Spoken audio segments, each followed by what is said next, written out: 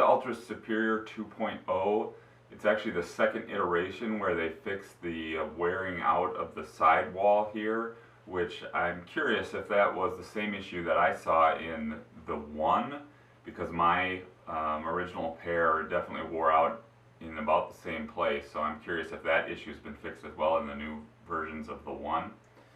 It's pretty much your typical Altra. It's kind of like the 1 for trails. It's got zero drop, low stack height, wide toe, the foot-shaped toe that Altra is known for. The upper is very flexible. It's got quite a bit of padding around the heel, and it's pretty stable in the rear. It's got a bit of a toe guard here, rubber toe guard for running through slop and stuff like that. And as you can probably tell from the condition of these, they just went through that this past weekend. I did a trail half marathon in quite a bit of rain and mud, so they held up well there.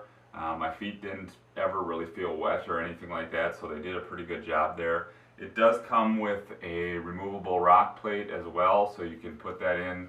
I ran with it in for both those races, whether it was necessary or not. It's pretty lightweight, and yeah, it seemed to do the job. I definitely didn't feel any rocks in either race. With these reverse cutout lugs and the traditional lugs, it's a nice mixture to keep that traction in all kinds of trail conditions. I ran the Screaming Banshee half marathon this past weekend, a trail race through mud and puddles and over through grass fields and through the forest, and it did me just fine. I never felt like I was slipping or getting stuck in the mud or anything like that, so they held up very well. As you can see, they're still pretty dirty.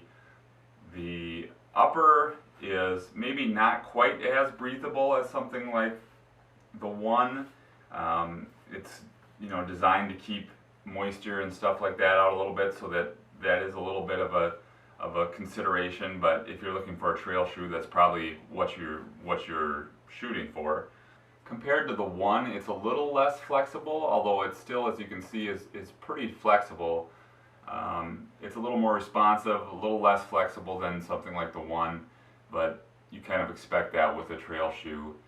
One thing that's a little weird about this shoe is the sizing. I actually went up a size. I did some reading about how it fits. So these are 11.5s. So I usually wear an 11 or even a 10.5. So that's one thing to be aware of.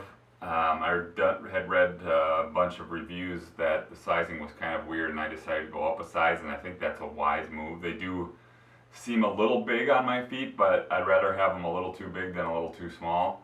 So I went up half a size. I guess I would recommend that. Read what other people have to say about it. A lot of people have that same comment, so I would consider that. But yeah, I think this is a really solid trail shoe. I really like it. I didn't have any hot spots or anything like that. It's very comfortable shoe. Enough cushioning for me for running half marathons at least in, and I expect that this is also good for all the way up to ultras. So yeah, I would definitely recommend this. I think it's going to be my trail shoe du jour for a long time to come. If you like that Altra shoe with the wide toe box, the zero drop, low stack height, this is definitely a shoe for you. If you're familiar with the 1, you'll probably like this shoe, although again it is a little less flexible and a little more stable, a little more responsive than something like the 1. So give it a shot if you're looking for something in that vein.